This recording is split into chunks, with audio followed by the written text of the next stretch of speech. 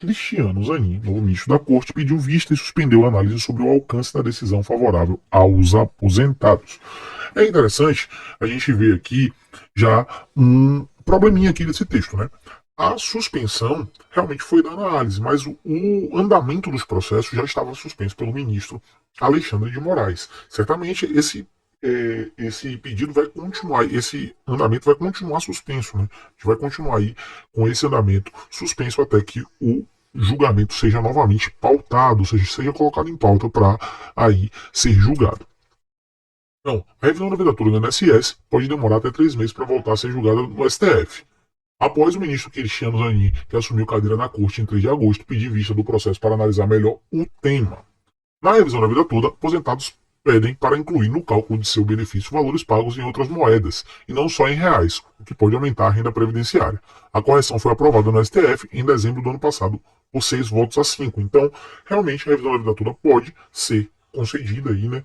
A gente só está julgando nos embargos de declaração os ditames, né? Os limites aí da revisão da vida toda. Mas o aposentado e o pensionista já têm direito à revisão da vida toda. Isso foi julgado em dezembro do ano passado, tá bom? 6 votos a 5, votação apertada, mais vitória dos aposentados. Segundo regra aprovada em dezembro de 2022 no Supremo, o ministro tem até 90 dias para apresentar o seu voto sobre os embargos de declaração do INSS. Então, esse pedido de vista, ele tem aí 90 dias de duração a partir do dia 15, que foi quando ele pediu vista. Os embargos são uma espécie de recurso em que uma das partes pede para que sejam feitos esclarecimentos acerca do que foi decidido. Ou seja, como a gente já vem dizendo aqui no canal muitas vezes, o embargo ele só tem aí o condão de esclarecer melhor os limites dessa decisão. O relator, ministro Alexandre de Moraes, disse que os limites aí seriam não poder para os benefícios cessados e também não poder para aqueles benefícios que já tiveram aí os revisados em outros momentos na justiça a situação da revisão da vida toda. Lembro que o STJ já tinha, em outro tema de repercussão geral, acatado aí a possibilidade da revisão da vida toda, então não é incomum. Algumas pessoas já têm aí suas revisões feitas. Tá? Então, essas pessoas que já tiveram suas revisões feitas e que já tiveram pagamentos referente às ações judiciais dessa revisão não terão mais direito. É por uma questão de coerência lógica, né? Caso o Zanin não devolva o processo no prazo, a regra diz que o tema deve ser pautado automaticamente, ou seja, deve ser entrar aí em pauta para julgamento automaticamente. Ou seja, Zanin tem 90 dias. Isso não significa que ele vai ficar com 90 dias aí com o processo na mão. Ele pode usar aí 10, 20, 30, 40 dias de prazo e botar o processo de novo em pauta, sugerir para o presidente do STF que paute novamente. Caso ele respeite aí o prazo máximo que ele tem, né, 90 dias, esse julgamento será pautado automaticamente. Então a gente espera que no máximo dure 90 dias, não necessariamente vai durar. Então é interessante que você deixe aí nos comentários que você chegou até aqui e que você sabe que não necessariamente vai durar 90 dias. E o que é que nos cabe como aposentados, pensionistas, beneficiários do INSS que têm interesse na revisão da vida toda? Pressionar. A gente tem que buscar a pressão aí para que isso dure o mínimo de tempo possível. Com isso, o julgamento volta a ser feito no plenário virtual, onde estava sendo realizado até o pedido de vista na terça-feira. Ou seja, passou 90 dias, pautado automaticamente. O ministro Carlos Zanin, aí 10, 20, 30, 40 dias, disse que já está pronto para votar, volta ali para ser pautado um pouco antes, tá bom? A previsão inicial de conclusão deste novo julgamento, que havia começado no dia 11 de agosto, data em que se comemora o Dia do Advogado e feriado do Supremo, era terminar às 23 horas e 59 minutos do próximo dia 21. Prazo esse frustrado, né? A gente certamente não vai ter o julgamento finalizado até o dia 21, porque se assim fosse, o ministro Carlos Zanin não pediria vista, tá bom? Ele usaria aí esses dias que faltavam para poder fazer o seu voto, e ele entendeu que precisava de mais tempo do que o dia 21, então certamente vai durar um pouco mais de tempo do que o dia 21. Em geral, julgamentos no plenário virtual duram uma semana.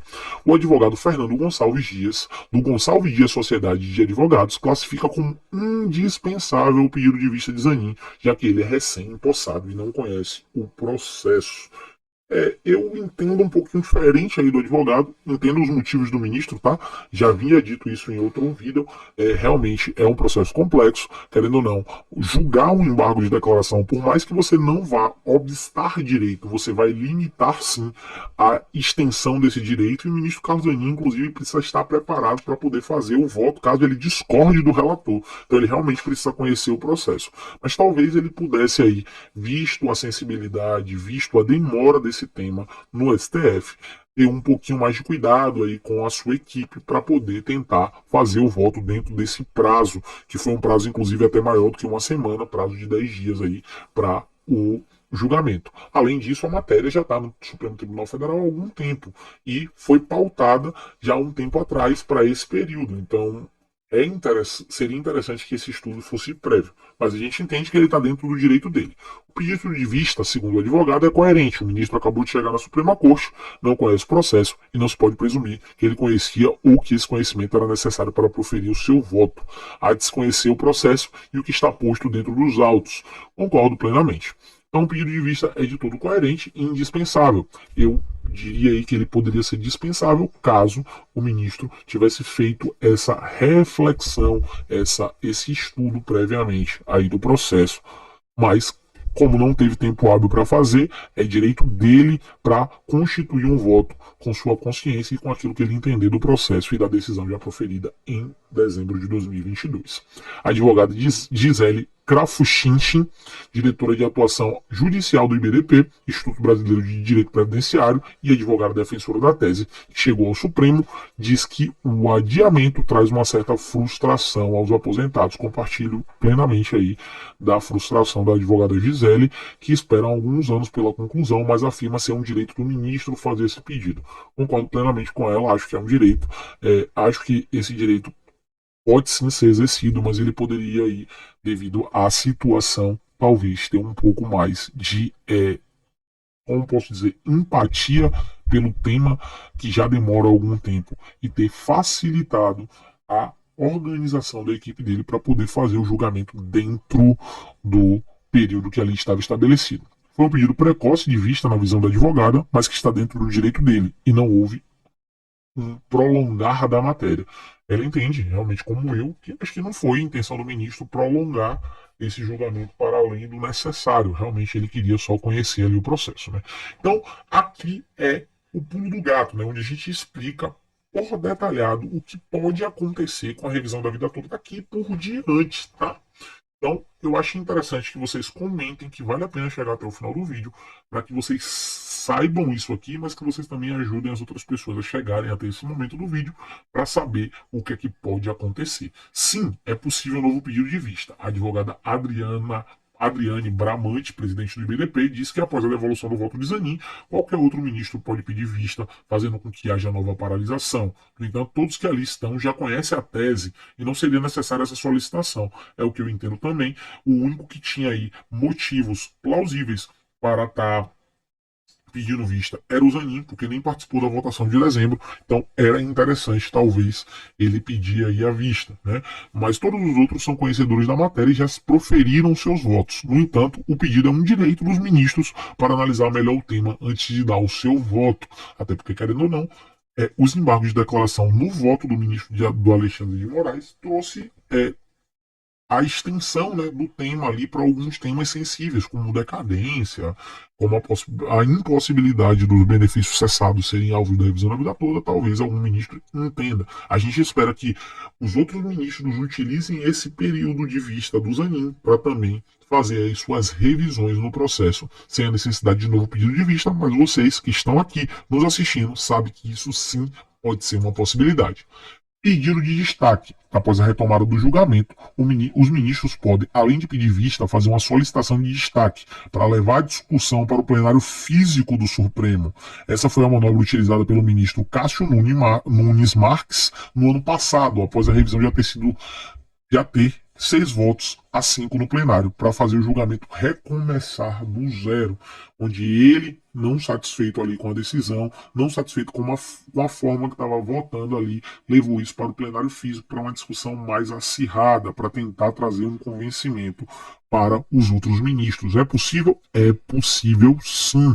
Óbvio, não vai se rediscutir a necessidade aí, se cabe ou não cabe a necessidade da revisão da vida toda, porque isso já foi votado lá atrás, mas os ditames, né, ou seja, os limites da decisão podem ser sim discutidos em plenário físico. A gente acredita que isso vai acontecer? Não, a gente não acredita que isso vai acontecer, mas a gente sabe que pode. Nunes Marques apresentou pedido de destaque poucos minutos antes do fim do prazo do plenário virtual, mesmo já tendo dado o seu voto contrário à revisão e já ter registrado o posicionamento de todos os outros. Perceba que ele, ao ver que a votação não estava de acordo com aquilo que ele queria, ele pediu o pedido de destaque ali já no finalzinho da votação do plenário virtual. E ao pedir o destaque, isso teve que ser pautado em plenário físico e eles reabriram a discussão e, de novo, a votação foi em 6-5, tá? Retomada do julgamento e fim do processo. Isso é o que a gente espera. O processo pode ser retomado antes dos 90 dias, como eu já havia dito, e o julgamento recomeçar. É preciso, neste caso, aguardar o tema ser pautado novamente. Os ministros depositam seus votos e, ao final de uma semana, caso cheguem à conclusão final, sem nenhum destaque, sem nenhum outro pedido de vista, o julgamento chegará até o fim. No entanto, é necessário ainda que seja publicada a decisão final tomada, que aí é a publicação ali da decisão final dos embargos de declaração, limitando quais são as regras aí que podem ser aplicadas aos processos de revisão da vida toda ou não e trazendo uniformidade para todo o tribunal do país. Além disso, o fim de julgamento e apresentação de novo recurso. Após o julgamento ser concluído e o acordo publicado, tanto o INSS quanto a defesa dos aposentados poderão apresentar novos embargos de declaração para esclarecer qualquer decisão que tenha ficado obscura, que é o único embargo possível, o único recurso possível da decisão que julga os embargos atuais podem ter um novo embargo. Não existe limite para a apresentação de embargos. Enquanto houver obscuridade, contradição ou omissão, cabem embargos. A gente acredita que vai ter novos embargos? Não. Até porque, querendo ou não, o INSS pautou vários temas nesse embargo atual. Muitos deles não foram acatados, mas eles foram ali discutidos pelo ministro Alexandre de Moraes, relator aí da revisão da vida toda. Então a gente entende que não tem mais obscuridade, pelo menos não no voto do ministro Alexandre de Moraes. E aí a gente tem que ver como é que vai ser a votação dos outros ministros, que podem trazer pontos novos que, ao serem discutidos, tragam novas teses aí para as limitações da revisão da vida toda. Né? A gente tem que aguardar realmente como é que vai ser, mas você que assiste aqui o INSS Explicado sabe que é possível novos embargos. Os novos embargos, porém, têm que se limitar ao ponto não apreciado, obscuro ou contraditório da decisão anterior. E aí o ministro Alexandre de Moraes fez um excelente trabalho técnico no sentido de não deixar lacunas, pelo menos no voto dele, né? Mas a gente não sabe como é que vai ser o voto dos outros ministros. Caso o embargo não atenda a essas regras e tenha a intenção apenas de fazer com que o pagamento da revisão da vida toda se estenda ainda mais, ele pode ser negado de forma monocrática por um único ministro, que nesse caso seria o ministro relator Alexandre de Moraes, ao entender que esse embargo futuro pode ser um embargo meramente protelatório, tá bom? Então, esses aí são os próximos andamentos da revisão da vida toda, os andamentos possíveis, e a gente vai trazer qualquer tipo de novidade que vocês tenham aqui sobre o tema. A gente está trazendo vídeos diários sobre o INSS, focando agora na revisão da vida toda, que é o tema da vez, mas você pode deixar nos seus comentários o que você quer ver além da revisão da vida toda. A gente pede para que você se inscreva no canal, deixe aí o seu joinha e contribua com aí o crescimento do canal. A gente faz isso aqui por vocês, para vocês, e por isso a gente conta com a audiência em todos os vídeos que a gente vem trazendo. Muito obrigado pela sua audiência, pela sua paciência, e a gente te espera no próximo vídeo.